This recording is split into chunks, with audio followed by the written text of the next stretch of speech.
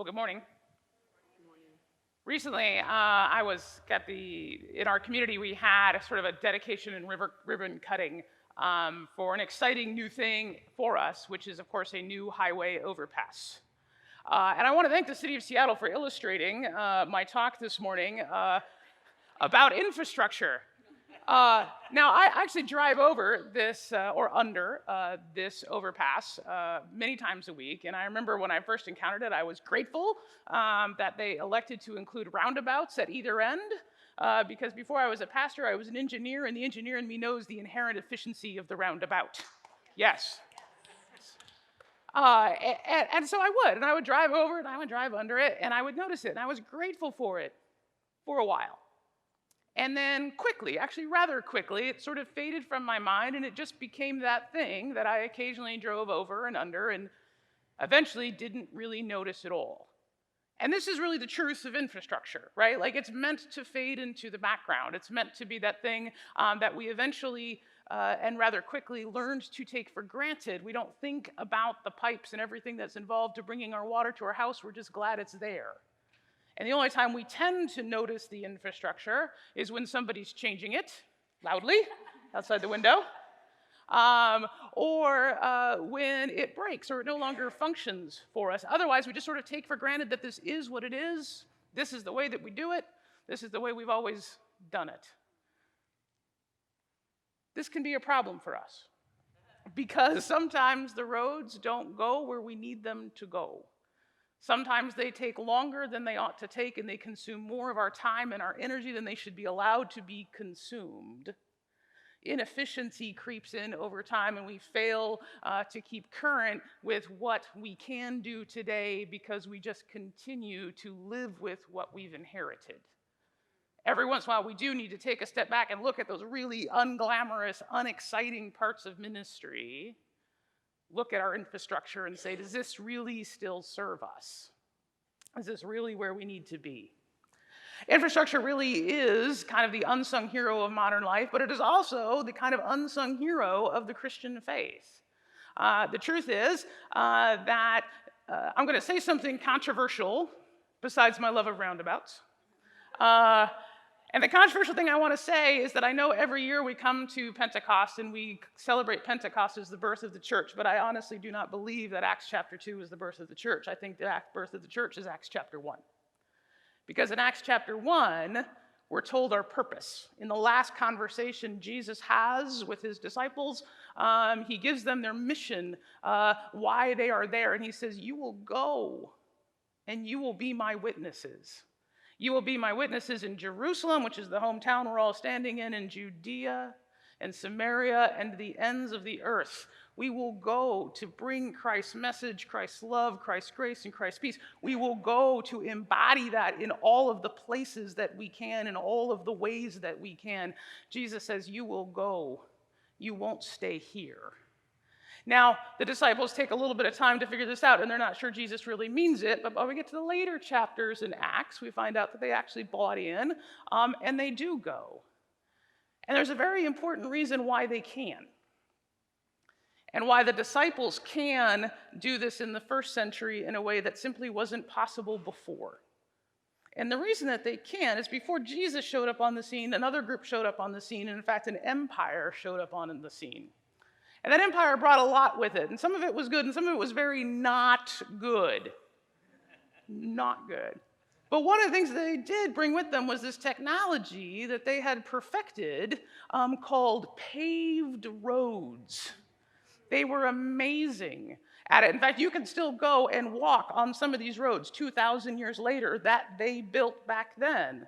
The world had never seen anything like this. We had never been as connected as we were in the first century. So when the disciples say, yes, we will be Christ's witnesses, we will go to embody what we have learned in all of these places, they're going to do it by walking on the roads that were built. They're going to follow the shipping lanes that had been established. They're going to get on ships that carry cargo from place to place, and they're going to take advantage of infrastructure that, quite frankly, had not existed on earth before. Fast forward about 1,700 years, we meet another person in the midst of another empire, and that guy's name was John Wesley. Big fan. Hope many of you are. On my shelf, next to on my desk, on my shelf, I have this row of books, and it's one of my prized possessions. It's an original 8-volume 1934 edition of John Wesley's Bound Letters, and it's just his letters. And it is my favorite devotional reading ever. And I pull stuff off at random, and I turn to random pages, and I just read whatever it is was going on, and some of it is just like really boring stuff. Some of it is like the 17th century equivalent of Blue Apron, right? Like, hey, when you come to see me, could you bring me some of that cheese I like? Wesley wrote this. Sometimes he's getting in theological arguments with his brother. Those ones are really good. Most of the time, he's organizing, though, the life of the church. He's organizing, he's sending people here, he's asking some people to go from here to here. He's writing letters of introduction. He's encouraging people. He's occasionally chastising people. And Wesley loves to do this, and he writes all of these letters, and you realize that this is what gave birth to the Methodist movement, was Wesley's ability to write all these things and send them out into the world. But not just that, Wesley also loved to embrace the new communications technology of his day. One of the ones that he loved and embraced often was this amazing new thing that had invented called the pamphlet. It was neat. Wesley lived in a time when printing had finally become efficient enough and paper had become cheap enough that you could actually print things like pamphlets and booklets and things like that. They didn't really exist before. But Wesley figured this out, and so he wrote these pamphlets and booklets, and he put them in little bundles, and he sent them through the mail to all of these different people in all these different places so that they would have some understanding of what it is being a Methodist was. Now, lots of us probably know this story. The story we probably don't know is the story of Ralph Allen. Now, Ralph Allen did his work about 20 years before Wesley's time, and who Ralph Allen was is he was the Postmaster General of the Royal Mail.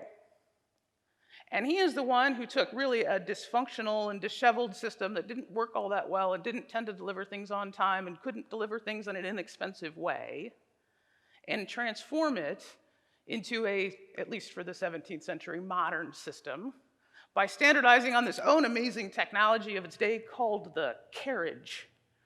And he developed a standardized carriage that the mail system would use so they could move things efficiently and they could move things inexpensively.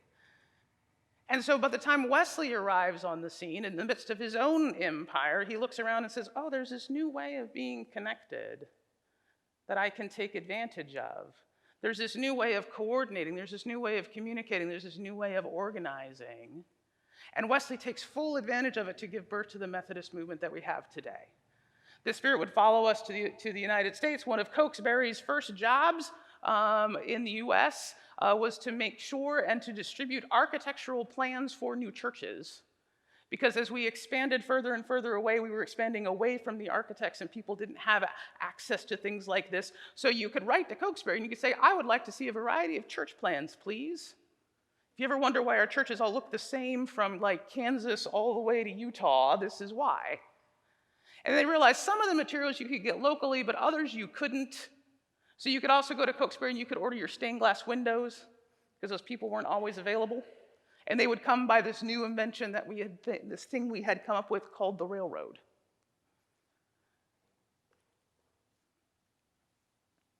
Now, today, we live in a different time. We live in a different place with different opportunities, with real and honest problems that need to be solved, real challenges facing us as a church. And you're like, why is this guy talking to us about the railroad and paved roads? We have those. Yes, we do. We also have other things. So in the life of my church, me being me and me being a former software engineer, I pride myself on having churches that are kind of up to date, even if they don't want to be up to date. By the way, none of them do, right? They're all dragged kicking and streaming into this world. But in the first few months, I managed to convince them to come along and embrace some new ideas and some new ways of organizing ourselves and new ways of being church. And that has allowed us to do some things. One of the things that allows us to do is that on Monday mornings when I come in, I get a listing of everyone who has visited us the first time, the previous Sunday. And what that means is I get to go around and I get to ask people, hey, do you know who this person is? And I get to ask my people in my office or people I run into, it's like, who is this person? Do we know? And like, oh, that's so-and-so's cousin. I'm like, great. The next time that they're in church, can you make sure that we see each other, and that you make sure if they try to go out the side door, you at least try to get them so I can shake their hand and meet them. And the other thing I get is I get a list of people who give for the first time, who recognize what we're doing is valuable in the life of our church and choose to invest in that way. And they all get a note from me. And they get a note that says, hey, thanks. I saw you did this. We appreciate your support. You really make what we do possible. After General Conference in 2019, we decided we needed to look at something else.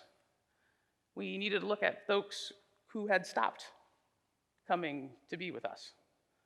So after about a month, we ran a report, and we said, here are all these folks who haven't been here since that happened. And I went down the list, and I started to make phone calls. I said, hey, I just want to check in, want to see what's going on. How you doing? Is everything okay? And the first 3 names, everything was fine. Then on the 4th, it was a new couple, only been with us for a few months. Actually had joined the church, did my first new member class with them. And they said, well, actually, no, we're just not sure about your church. And we're sorry we didn't do our research beforehand and we didn't really know who you were. And frankly, we didn't know who your bishop was. And so now we're not sure what we're going to do. And at that time, in that place that had been new enough for that church, we really hadn't had the conversation yet with a lot of people. I hadn't had the conversation yet with a lot of people, and I realized in that moment that that time was over, and we were just going to have to talk. And so I asked them, can I just share with you real quick, before you decide?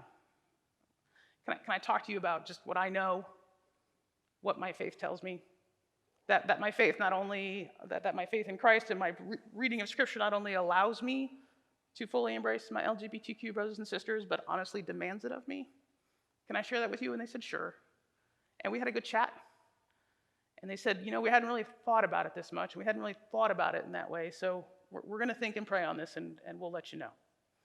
Okay. My door is always open. You can always find me. These are the opportunities that become present when we are present to what's going on in the community around us. We come present to the community that's coming to us. Sometimes I think we believe that embracing kind of the new technology, the new way of doing things will somehow make things less personal, but in truth, they can actually make it more personal. We can find ways to be more engaged with what's going on in people's lives. Now, that overpass that was built in my community was built for a reason. It was built as part of a larger project. And that larger project was to bring some express lanes to northern Colorado. So now people of means can opt out of the mess that the rest of us are going to have to continue to deal with. In truth, in our church today, there are express lanes. Churches, faith communities with means, faith communities with money and expertise can opt out of the mess that a lot of us have to deal with. They can adopt more efficient systems for doing their work. The truth is, inequity comes in many forms. And one of the guises it comes in is disguised as choice.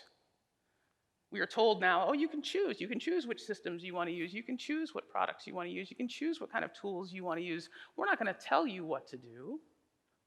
Thanks. But that doesn't take seriously the reality that for most of us, the only practical choice is to just keep doing what we've done before, because we don't have the time or the energy or the expertise or the finances to bring all these new tools in.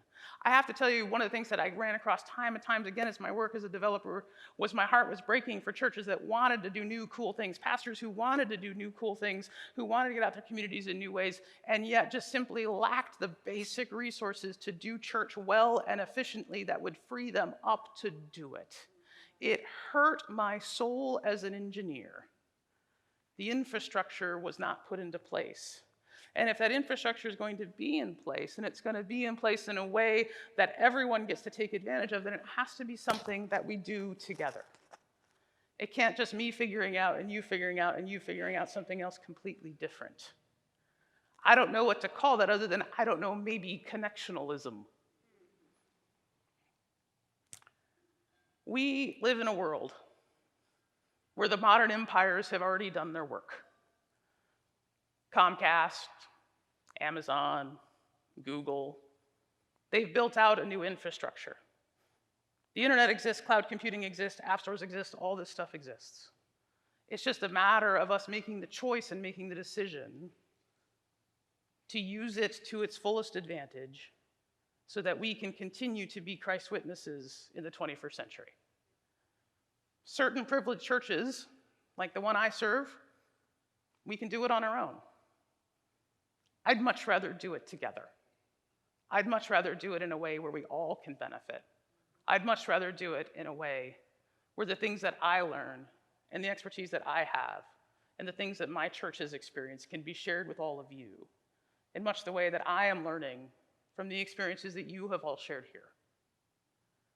So if we're going to think about the future of the church, if we're going to think about what we can be as a church, if we're going to live in an era of protocols where we are honestly considering paying millions of dollars to a group of people to leave us, I might ask us, how are we going to invest in those of us who stay?